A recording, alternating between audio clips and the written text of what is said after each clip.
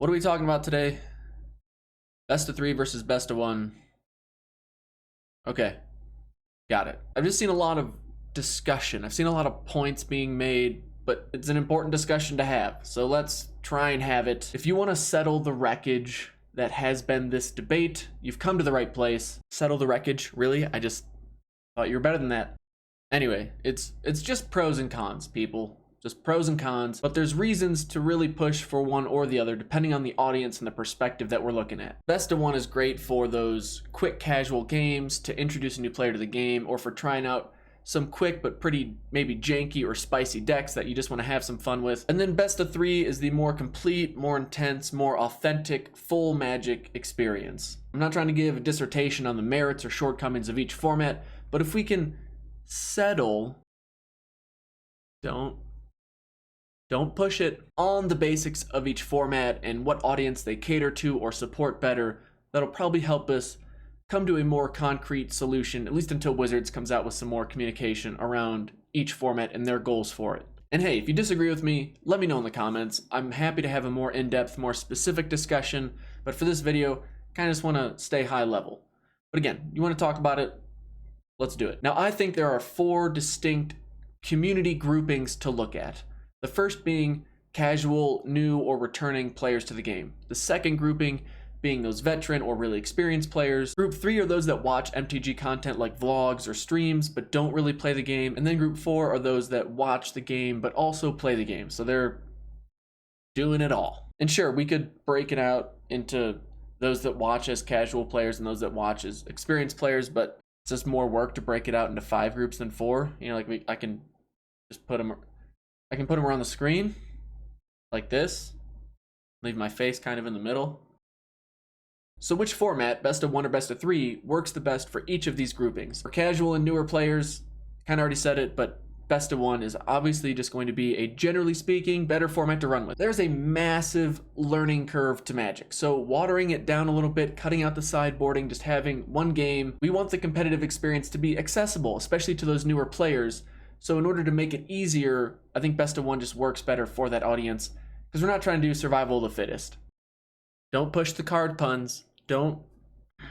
Group 2 are those veteran or experienced players, and for someone who understands the game and can see the ins and outs of decks and can see what cards are really going to make a match or break a match, you can do best of 1. It's going to be fun, but I think variance has a bit. The variance factor alone would push me away from wanting best of 1 for any major high-level competitive Magic event, because you just don't want to see a championship match get decided by that mana flood or mana screw or whatever.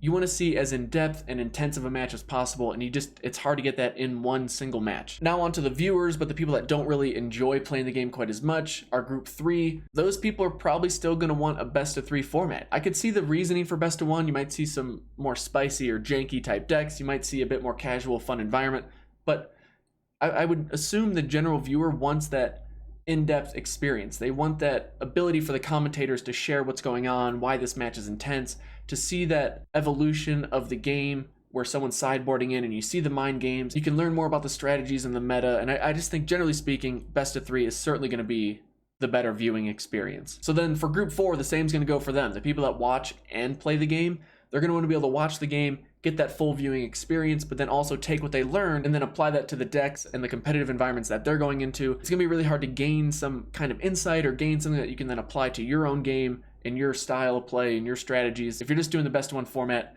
you're not going to get that full experience. Best of 3, generally speaking, is going to win out, especially if we're looking at competitive upper level type events, whether you're watching or playing. This is some hard-hitting research, right?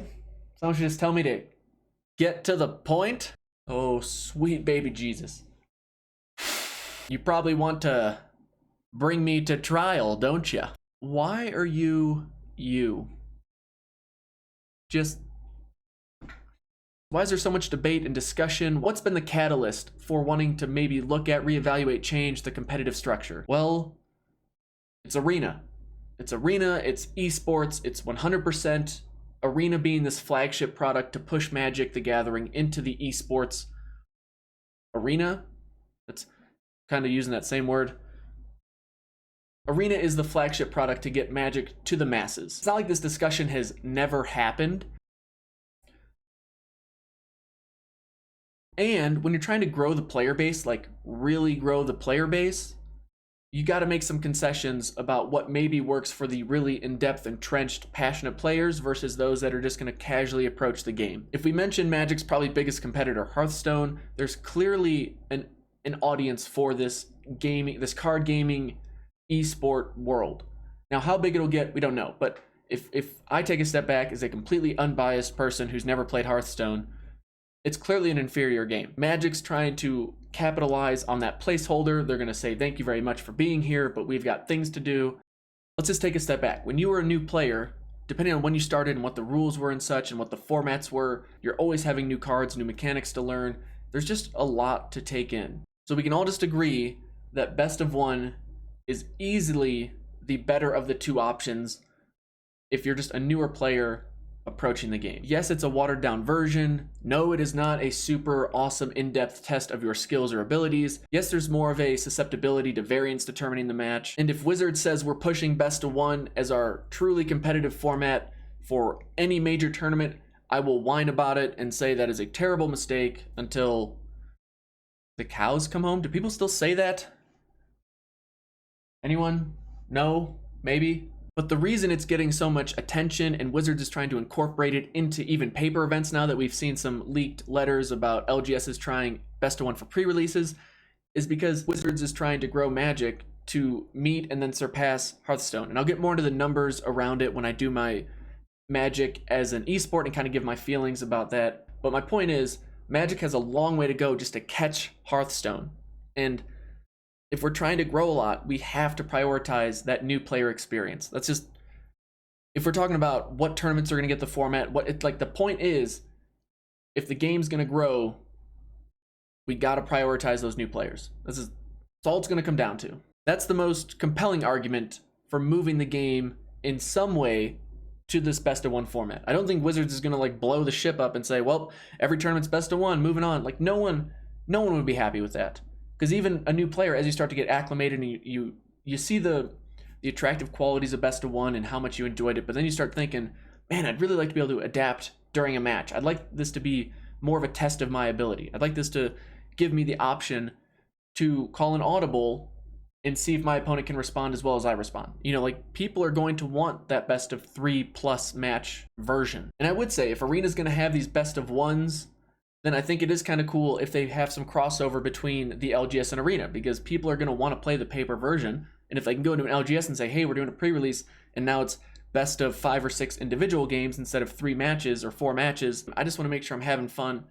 And if I can tell everyone else around me is having fun and the new players are feeling more comfortable in that environment, it's a win-win for everybody. So again, if you want to talk specifics, let me know in the comments. I'm happy to chat with you at whatever depth or intensity of the game that you'd like. But now I have some suggestions just in general that I think would make the game a bit more fun and a bit more enjoyable, and maybe they can test them out in Arena and in best of one, see what happens. I've been chewing on this idea of just giving us a free mulligan in every format. Like why?